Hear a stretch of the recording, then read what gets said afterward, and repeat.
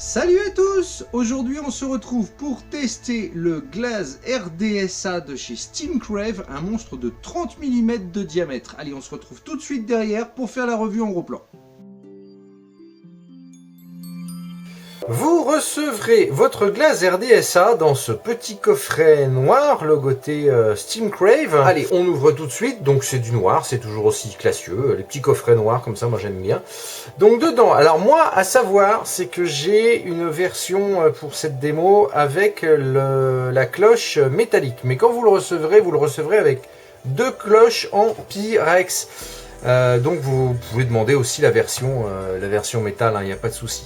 Le deck, le plateau et une deuxième bague de couleur noire qui s'adaptera pour vos box noires si vous le voulez. Qu'est-ce qu'il y a d'autre dans le coffret?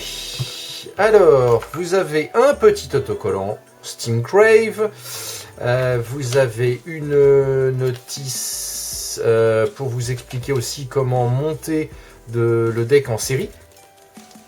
Voilà, une notice beaucoup plus complète dans plusieurs langues.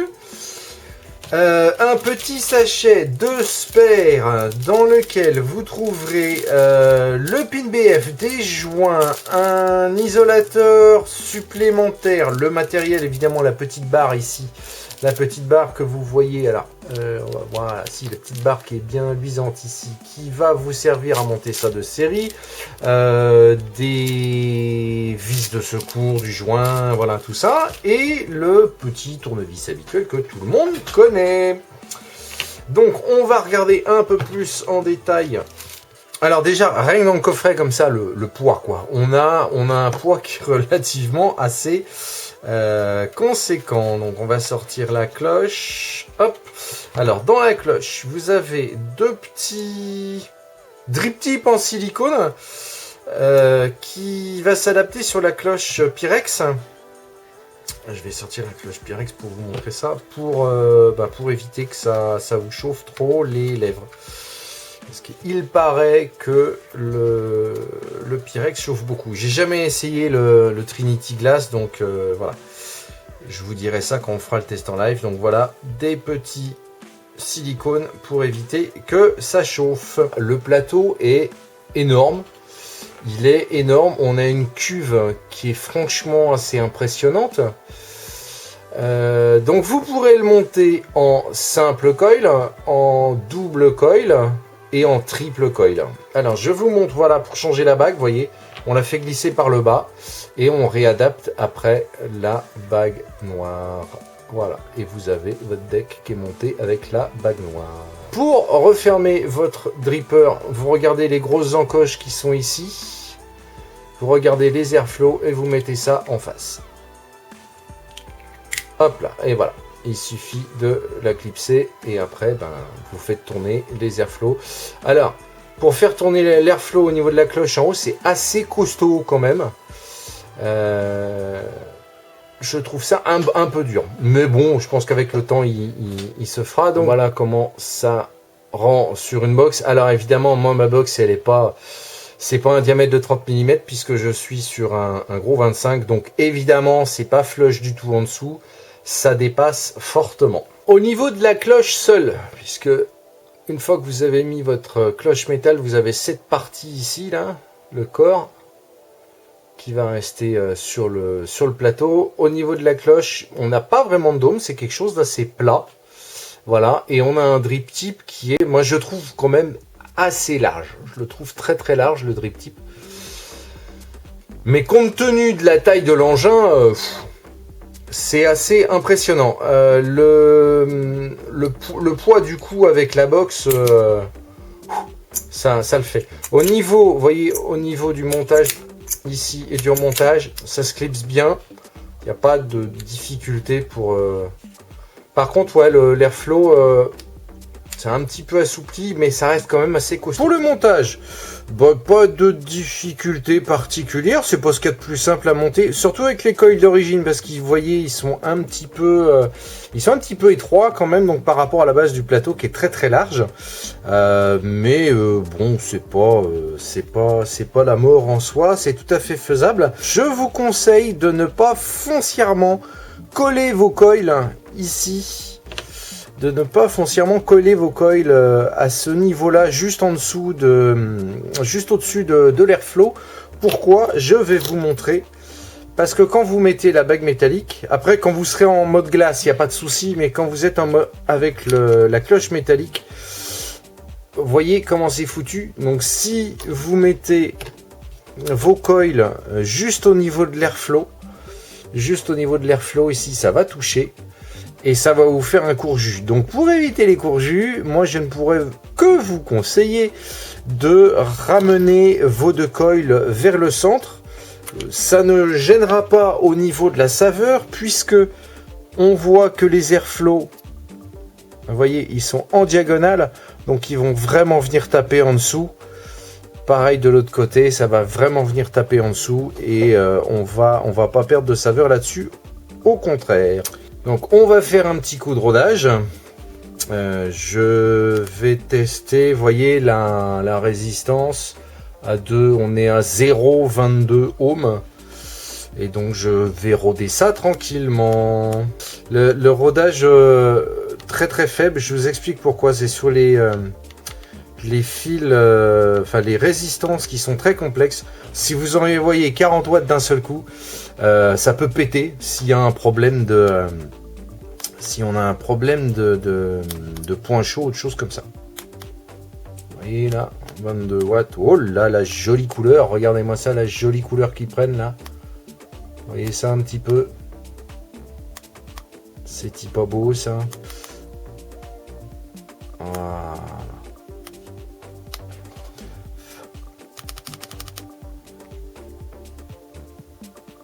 Donc on va laisser refroidir. Et on va cotonner ça. Petite bourre de coton. Je suis toujours avec mon Nativo X, ça change pas. Hop.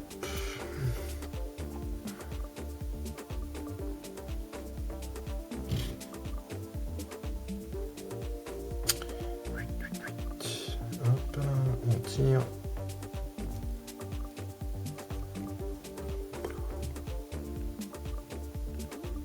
Voilà, alors, vu la taille de la cuve, je sais pas si on voit bien, vu la taille de la cuve, le coton, vous pouvez y aller. Hein. Il n'y a pas de souci, vous voyez, je laisse à peu près ça. Je laisse à petit peu près ça et je vais couper aussi large. Ouais, vous laissez votre pouce là et puis ça va être bon. Alors, moi j'y filoche pas, je vous montre un petit peu ma technique. Je tape comme ça.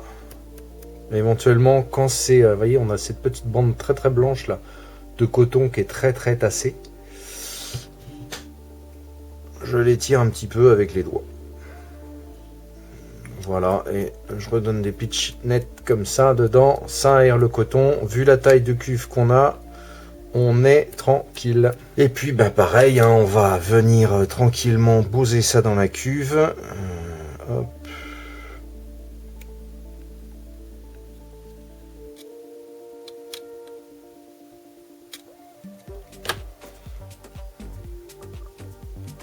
Hop là.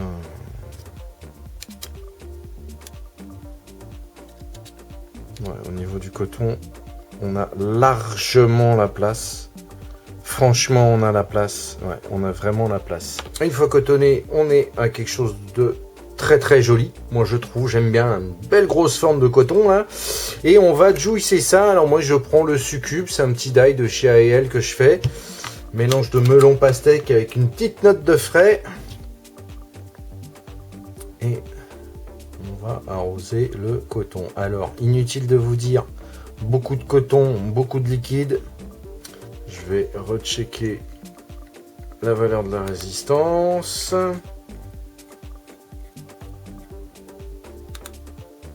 Elle n'a pas bougé d'un iota. Donc je vais quand même descendre un petit peu parce que je trouvais que j'étais balèze tout à l'heure. Après mon rodage.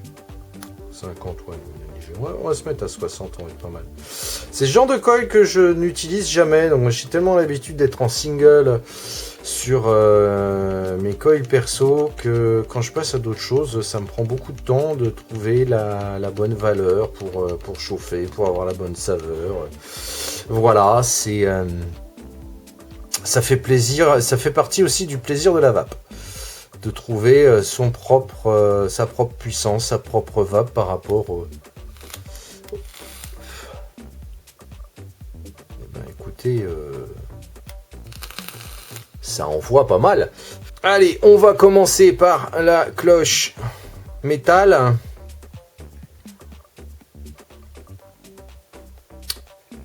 Hop.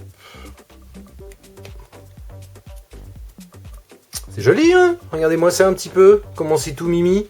Regardez-moi ça, comment c'est tout mimi. Et on va se retrouver en plan large pour le test en live. À tout de suite. On se retrouve en plan large pour tester donc ce monstre quand même qui fait bien son poids, mais qui m'a l'air très très prometteur. Donc là je suis, comme je vous disais, une valeur de résistance à 0,22 ohms et je me suis réglé à 60 watts. J'espère qu'on voit bien. Voilà, je suis à 60 watts. On va tester ça. Je me mets full ouverture en haut et en bas. Vous voyez, full ouverture en haut, en bas.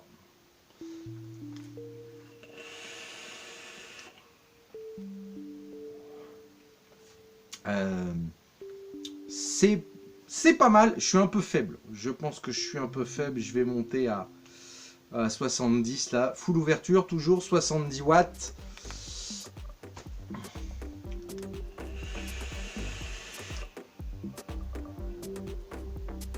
Ouais, on est mieux à 70 watts en pleine ouverture et c'est un monstre de vapeur. C'est un monstre de vapeur. Je suis redescendu à 65 watts.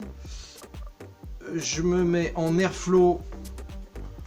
Je suis à moitié fermé en haut et tout ouvert en bas. Donc 65 watts.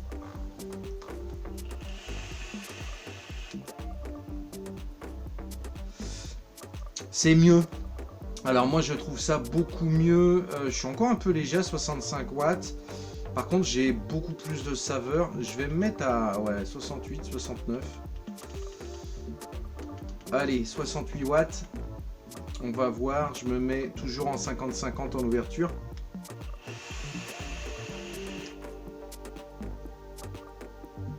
Là on est pas mal.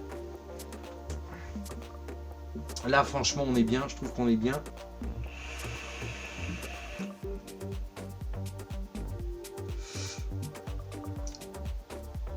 On est bien, il rend beaucoup le sucre, je trouve. Au niveau des arômes, les arômes sont là. On est vraiment pas mal. Je le trouve quand même hyper aérien. Vous avez vu le volume de vapeur, hein, c'est quand même assez énorme. Je vais restreindre encore un petit peu au-dessus. Voilà. Je laisse au tiers.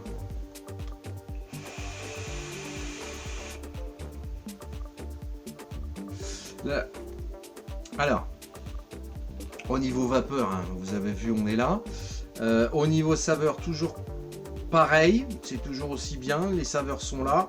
Et au niveau du tirage, je trouve qu'on est bien mieux comme ça.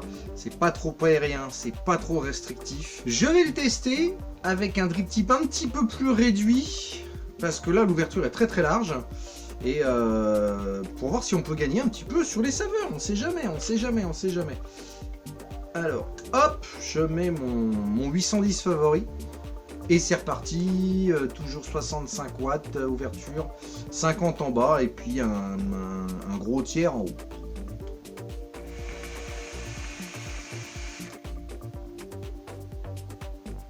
Ouais, là au niveau des saveurs, j'ai beaucoup gagné. Il est carrément meilleur au niveau des saveurs. Donc je pense que même avec un petit drip tip 510 assez évasé, assez ouvert, vous allez encore gagner en saveur. Et là, il a un gros intérêt ce dripper. Beaucoup de vapeur, des bonnes saveurs qui vont venir derrière. Mais il faudra mettre un drip tip un petit peu plus réduit en ouverture.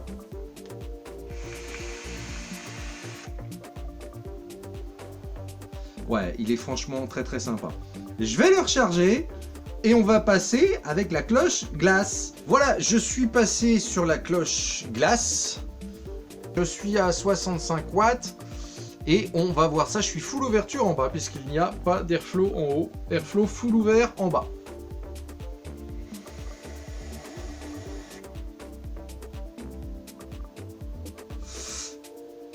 Alors c'est très fun parce que la vapeur qui va à l'intérieur, et je trouve ça super rigolo. Au niveau vapeur, vous avez vu ce que ça fait, hein.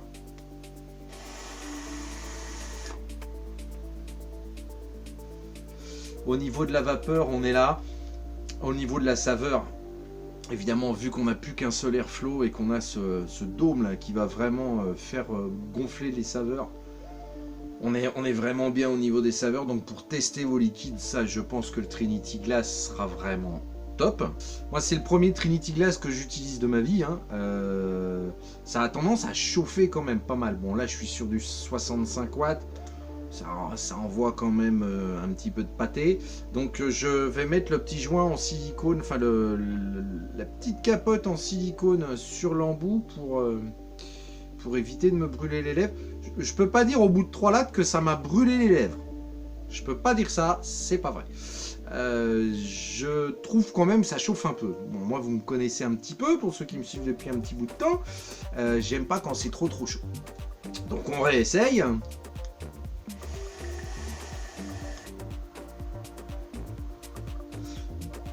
Avec le petit dôme en silicone, c'est un petit peu plus agréable quand même. Je vais faire un test en réduisant un petit peu l'airflow en bas.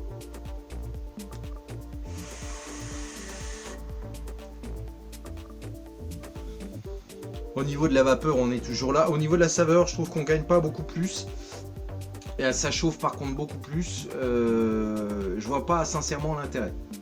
Pour moi, avis tout personnel bien sûr, laissez-le en full ouverture en bas et quand vous êtes en glace et faites-vous plaisir sur les arômes. Il est un peu bruyant avec la cloche. Je sais pas si vous allez entendre comment ça siffle, je me rapproche un petit peu.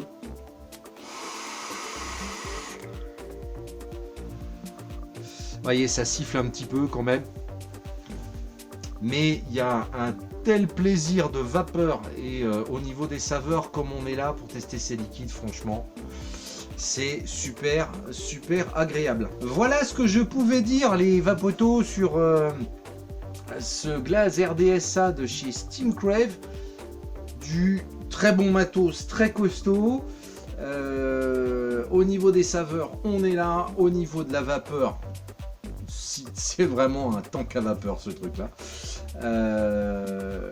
Je lui trouve pas foncièrement de défaut, si ce n'est la cloche qui chauffe un peu, mais bon, ça c'est un avis personnel, ça peut peut-être plaire aux gens, mais bon, moi je conseille quand même avec le petit capuchon en silicone. Voilà, ouais, sincèrement je trouve pas d'autres défauts. Si je veux vraiment pinailler, ouais, sur la cloche métallique, le drip tip d'origine qui est un petit peu large, vous mettez le vôtre, ça va être impeccable. Sinon, la facture est géniale, le kit est assez complet, on a 2 cloches, on a le drip tip, on a une autre bague noire pour les box qui sont noires. On a le pin BF, on a des joints de rechange, on a tout ce qu'il faut. Franchement, c'est du très bon matos. Bravo à Steamcrave là-dessus. Je suis même séduit. Ouais, non, franchement, je suis séduit. Je remercie le comptoir du vapoteur de m'avoir fourni ce petit dripper, enfin non, ce gros dripper pour le test. Et puis, je vous dis à très bientôt les vapotos. Salut à tous!